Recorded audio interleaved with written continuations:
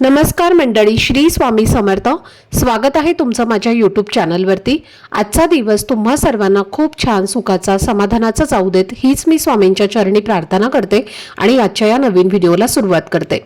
पण त्या अगोदर तुम्ही माझ्या चॅनलवरती जर नवीन असाल तर चॅनलला पण लगेच सबस्क्राईब करा आणि कमेंटमध्ये श्री स्वामी समर्थ लिहायला अजिबात विसरू. तर मंडळी, आज मी तुम्हाला एक अशी गोष्ट सांगणार आहे जी अनेकांच्या घरामध्ये असते, पण तिचं खरं महत्त्व फार कमी लोकांना माहिती असतं. तुमच्याही घरात देवाऱ्यात देवांच्या मूर्ती किंवा फोटोखाली लाल रंगाचं आसन ठेवलेलं आहे का? जर तुमच्या घरातही असं आसन असेल तर हा व्हिडिओ शेवटपर्यंत नक्की पहा, कारण कधी कधी घरातील अगदी छोटी वाटणारी गोष्टही आपल्या आयुष्यावर मोठा परिणाम करत असते. अनेक लोक मेहनत करतात, प्रामाणिकपणे प्रयत्न करतात, पण तरीही त्यांना अपेक्षित यश मिळत नाही. घरात वारंवार कटकटी होतात, मन अस्वस्थ राहतं आणि प्रगतीच्या वाटेमध्ये अडथळे निर्माण होतात. अशा वेळी लोक अनेक उपाय शोधत असतात, पण कदाचित या सगळ्यांचं उत्तर तुमच्या घरातील देवघरामध्ये दडलेलं असू शकतं. आपल्या हिंदू संस्कृतीत घरातील देवघराला अत्यंत पवित्र आणि महत्त्वाचं स्थान दिलं जातं. घर कितीही मोठं असो किंवा छोटं असो, पण त्या घराचं खरं हृदय म्हणजे देवघर मानलं जातं.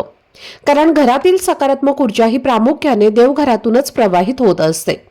देवघर ही केवळ देवांच्या मूर्ती किंवा फोटो ठेवण्याची जागा नसते, तर ती संपूर्ण घराच्या आध्यात्मिक ऊर्जेचं केंद्र असतं. जेव्हा आपण श्रद्धेने आणि भक्तिभावाने देवांची पूजा करतो, तेव्हा त्या मूर्ती किंवा फोटोमध्ये सात्विक लहरी निर्माण होतात आणि त्या लहरी हळूहळू संपूर्ण घरामध्ये पसरतात. सकाळी आणि संध्याकाळी देवघरामध्ये दिवा लावला की घरातील नकारात्मक ऊर्जा कमी होऊ लागते आणि वातावरण शांत आणि प्रसन्न बनतं. दिवसभराच्या धावपळीनंतर जेव्हा आपण देवघरासमोर 2 मिनिटं शांतपणे बसतो, तेव्हा मनाला जो मानसिक समाधान आणि आनंद मिळतो तो दुसऱ्या कशातही मिळत नाही. म्हणूनच देवपूजा ही फक्त एक धार्मिक कृती नसून ती ईश्वराशी जोडून घेण्याची एक सुंदर आणि पवित्र अशी प्रक्रिया आहे. आपण शास्त्रामध्ये आणि परंपरांमध्ये देवपूजा करताना काही गोष्टी विशेष लक्षात ठेवायला सांगितल्या आहेत. त्या म्हणजे देवपूजेला बसण्यापूर्वी स्नान करून स्वच्छ आणि धुतलेली वस्त्र परिधान करावीत, कारण स्वच्छता ही पूजेचा एक अत्यंत महत्त्वाचा भाग आहे. शक्यतो जमिनीवर थेट बसू नये, तर पूजेसाठी वेगळं आसन वापरावं, जसं की लोकरीचं किंवा कुशाचं आसन. हे आसन फक्त पूजेसाठी वापरलं जावं आणि ते दुसऱ्या कोणासोबतही शेअर करू नये. पूजेच्या वेळी मन पूर्णपणे शांत आणि स्थिर असावं. मनात राग, द्वेष किंवा वाईट विचार नसावेत. शांत चित्ताने देवाचं नामस्मरण करत पूजा केल्यास त्याचं अधिक चांगलं फळ मिळतं. शक्यतो पूजेच्या वेळी आपलं तोंड पूर्व किंवा उत्तर दिशेकडे असावं असंही सांगितलं जातं. देवघरामध्ये काही गोष्टींची विशेष काळजी घेणं ही आवश्यक आहे. उदाहरणार्थ, एकाच देवाच्या 2 मूर्ती किंवा फोटो समोरासमोर ठेवू नयेत. तसेच तुटलेल्या मूर्ती किंवा फाटलेले फोटो देवघरामध्ये ठेवणं हे योग्य मानलं जात नाही. देवघर आणि देवांच्या आसपासचा परिसर रोज स्वच्छ ठेवावा. शक्य असल्यास ओल्या कपड्याने पुसावा. आदल्या दिवशीची सुकलेली फुलं आणि हार सकाळी लवकर काढून टाकावेत आणि देवाला नेहमी ताजी फुलं अर्पण करावीत. तुळस आणि बिल्वपत्र यांना मात्र विशेष अपवाद मानला जातो. देवाला वाहण्यासाठी वापरले जाणारे तांदूळ म्हणजे अक्षदा हे अखंड असावेत, तुटलेले नसावेत. पांढऱ्या तांदळांना थोडंसं ओलं करून त्यावरती कुंकू लावून मग देवाला अर्पण करावं. पूजेसाठी ठेवलेल्या तांब्यातील पाणी रोज बदलावं आणि ते पाणी तुळशीला किंवा इतर झाडांना घालावं. पायाखाली येईल अशा कोणत्याही ठिकाणी टाकू नये. प्रत्येक देवतेला काही विशिष्ट गोष्टी अर्पण करण्याची परंपरा आहे. जसं की गणपतीला जास्वंदाचं फूल किंवा दुर्वा अर्पण करतात. भगवान शंकराला बेलपत्र अर्पण केलं जातं, तर विष्णू आणि कृष्णाला तुळस ही अत्यंत प्रिय मानले जाते. मात्र शंकराला केतकीचं फूल अर्पण करू नये आणि गणपतीला तुळस अर्पण करणंही योग्य मानलं जात नाही. देवांसमोर दिवा लावताना तो आपल्या उजव्या हाताच्या बाजूला असावा आणि तो विझणार नाही याची काळजी घ्यावी. अगरबत्ती किंवा धूप लावल्यानंतर तो डाव्या बाजूला ठेवावा.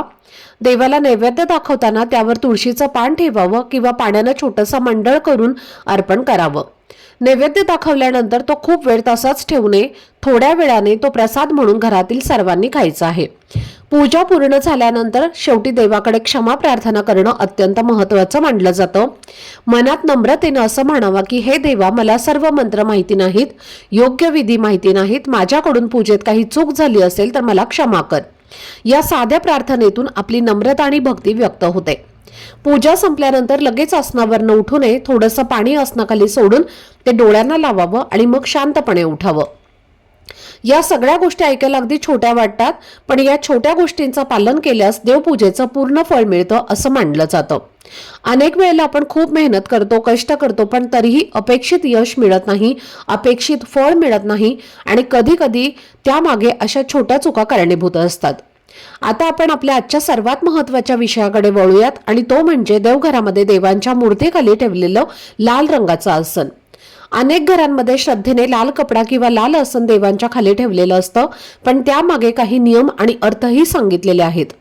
त्यामुळे जर तुमच्याही देवघरामध्ये देवांच्या खाली लाल रंगाचं आसन ठेवलेलं असेल तर त्याबद्दलची संपूर्ण माहिती जाणून घेणं हे खूप गरजेचं आहे. कारण योग्य पद्धतीने वापर केल्यास ते घरासाठी शुभ मानलं जातं, पण काही चुका झाल्यास त्याचा परिणाम घरातील वातावरणावरतीही होऊ शकतो. त्यामुळे ही माहिती पूर्ण ऐका आणि समजून घ्या, जेणेकरून तुमच्या घरात सदैव सुख, शांती आणि समृद्धी नांदेल. तर मैत्रिणींनो, जर तुम्हाला आजचा हा व्हिडिओ आवडला असेल आणि अशीच धार्मिक आणि उपयोगी माहितीपूर्ण पुढेही तुम्हाला व्हिडिओ पाहायचे असतील तर व्हिडिओला लाईक करा, तसेच तुमच्या मित्रमैत्रिणींसोबत शेअर करा आणि चॅनलला सबस्क्राईब करायला विसरू नका. तसेच कमेंटमध्ये जय माता लक्ष्मी असं नक्की लिहा. त्यामुळे माता लक्ष्मीची कृपा तुमच्या घरावर, कुटुंबावर आणि मुलांवरती सदैव राहील. तर मैत्रिणींनो, देवघरामध्ये देवांच्या मूर्ती किंवा फोटोखाली कापड म्हणजेच आसन ठेवण्याची परंपरा आपल्या अनेक घरांमध्ये दिसून येते. पण बऱ्याच वेळेला लोकांना वाटतं की हे फक्त सजावटीसाठी केलं जातं. खरं तर यामागे केवळ सजावट नसून धार्मिक, शास्त्रीय आणि आध्यात्मिक असे अनेक खोल अर्थ दडलेले आहेत. आपल्या पूर्वजांनी आणि शास्त्रांनी हे जे नियम सांगितलेले आहेत तर ते फक्त परंपरेसाठीच नाही, तर त्यामागे काही कारणं आणि अनुभव सुद्धा जोडलेले आहेत. म्हणूनच देवांच्या मूर्ती किंवा फोटोखाली आसन ठेवण्याची पद्धत इतक्या वर्षांपासून चालत आलेली आहे. जेव्हा आपण देवांची मनापासून पूजा करतो, मंत्रजप करतो किंवा देवांसमोर दिवा लावतो, तेव्हा त्या ठिकाणी एक विशेष प्रकारची सात्विक ऊर्जा निर्माण होत असते. ही ऊर्जा शांत, सकारात्मक आणि पवित्र स्वरूपाची असते. जर देवांच्या मूर्ती किंवा फोटो थेट जमिनीवर किंवा लाकडी पाटावर ठेवले गेले तर निर्माण होणारी ही ऊर्जा काही प्रमाणात जमिनीत शोषली जाऊ शकते असं मानलं जातं. त्यामुळे देवांच्या खाली कापड किंवा आसन ठेवले तर ती ऊर्जा स्थिर राहण्यास मदत होते आणि देवघरातील सकारात्मक वातावरण टिकून राहतं. म्हणजेच ते आसन केवळ एक कपडा नसून त्या पवित्र ऊर्जेला जपून ठेवण्याचं एक माध्यम मानलं जातं. याशिवाय त्यामागे एक सुंदर भावनिक अर्थही आहे. आपल्या घरी जेव्हा एखादा सन्माननीय पाहुणा येतो तेव्हा आपण त्यांना थेट जमिनीवर बसायला सांगत नाही. आपण त्यांच्यासाठी चांगली सतरंजी अंतरतो किंवा खुर्ची देतो किंवा सोफ्यावर बसायला सांगतो, कारण त्यांच्याबद्दल आदर आणि सन्मान व्यक्त करायचा असतो. देव तर हे आपले संपूर्ण सृष्टीचे पालन करणारे आहेत, त्यामुळे त्यांच्याबद्दल ही आपली श्रद्धा आणि आदर व्यक्त करण्यासाठी आपण त्यांच्या मूर्ती किंवा फोटोखाली आसन अंतरतो. हा एक प्रकारे भक्तिभावाने केलेला सन्मानच असतो. देवांच्या मूर्ती बहुतेक वेळेला पाषाण, धातू किंवा मातीपासून बनलेल्या असतात, तर त्या थेट आपल्याला जमिनीच्या संपर्कात ठेवायच्या नसतात. अशा जर आपण ठेवल्या तर वातावरणातील ओलावा किंवा धूळ त्यामुळे त्याच्यावरती परिणाम होऊ शकतो.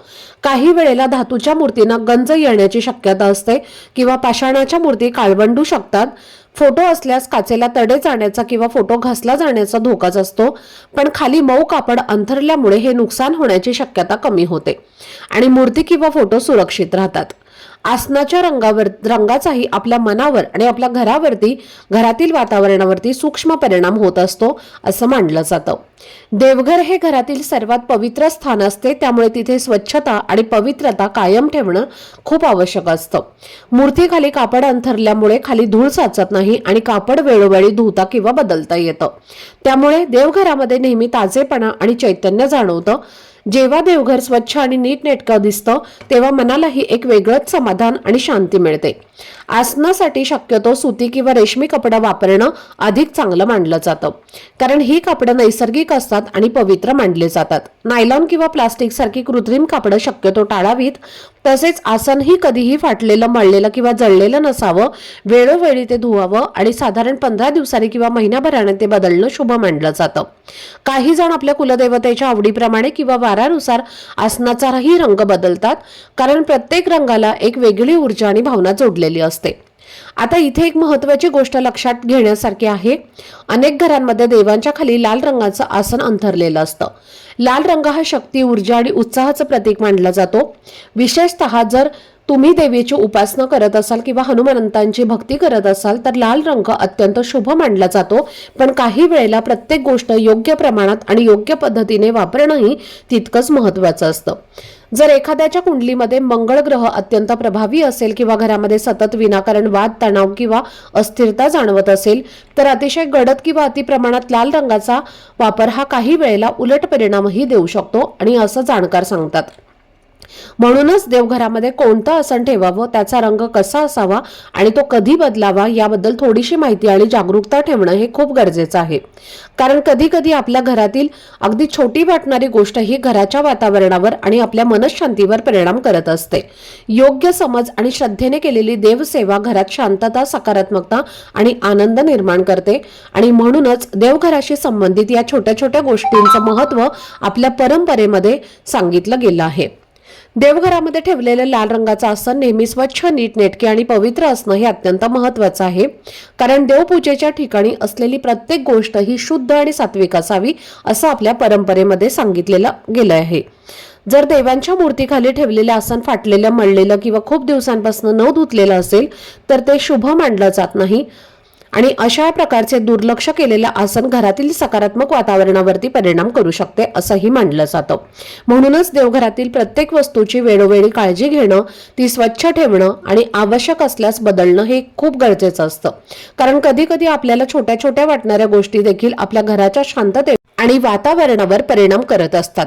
जर योग्य माहितीशिवाय किंवा विचार न करता काही गोष्टी केल्या गेल्या तर त्या उलट परिणामही देऊ शकतात असं आपल्या जुन्या परंपरांमध्ये सांगितलं गेलं आहे. देवघरामध्ये लाल रंगाचं आसन अंतरणं ही परंपरा अनेक घरांमध्ये दिसते आणि सामान्यतः लाल रंग शुभ मानला जातो. यामागे धार्मिक आणि आध्यात्मिक अर्थही सांगितला जातो. शास्त्रानुसार लाल रंग हा शक्ती, चैतन्य आणि मंगलतेचे प्रतीक मानला जातो. हा रंग उत्साह, ऊर्जा आणि सकारात्मकता दर्शवतो असंही म्हटलं जातं. म्हणूनच अनेक देवतांच्या पूजेमध्ये लाल रंगाला विशेष महत्त्व दिलं गेलं आहे. विशेषतः श्री गणेश, देवी दुर्गा आणि हनुमानजी यांच्या पूजेमध्ये लाल रंगाला सर्वोच्च स्थान दिलं जातं. जर तुमच्या देवघरात या देवतांच्या मूर्ती किंवा फोटो असतील तर त्यांच्या खाली स्वच्छ लाल रंगाचे आसन अंतरणं हे अत्यंत शुभ मानलं जातं आणि त्यामुळे देवघरातील सकारात्मक ऊर्जा अधिक दृढ राहते असं मानलं जातं.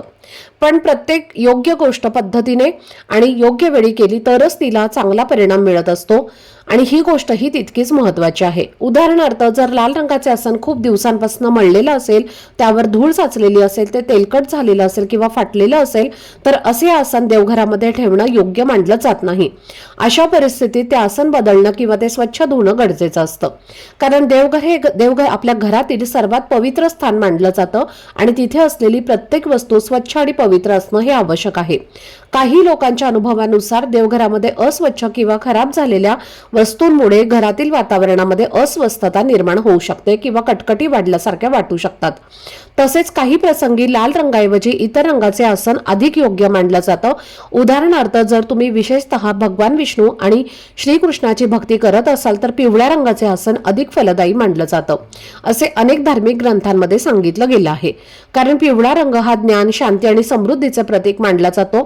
त्याचप्रमाणे पितृकार्य, ध्यान किंवा शांततेशी संबंधित उपासना करताना खूप गडद लाल रंगाचा अतिवापर टाळावा असे काही जाणकार सांगतात. कारण प्रत्येक रंगाची एक वेगळी ऊर्जा असते आणि ती त्या वातावरणावरती सूक्ष्म परिणाम करू शकते असं मानलं जातं. घराच्या ईशान्य दिशेला म्हणजेच ईशान्य कोपऱ्यावरती देवघर असणं हे अत्यंत शुभ मानलं जातं.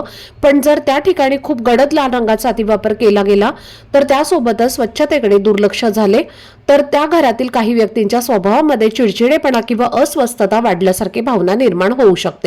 त्यामुळे देवघरामध्ये रंगांचा वापर करताना संतुलन आणि स्वच्छता या दोन्ही गोष्टी लक्षात ठेवणं खूप आवश्यक आहे.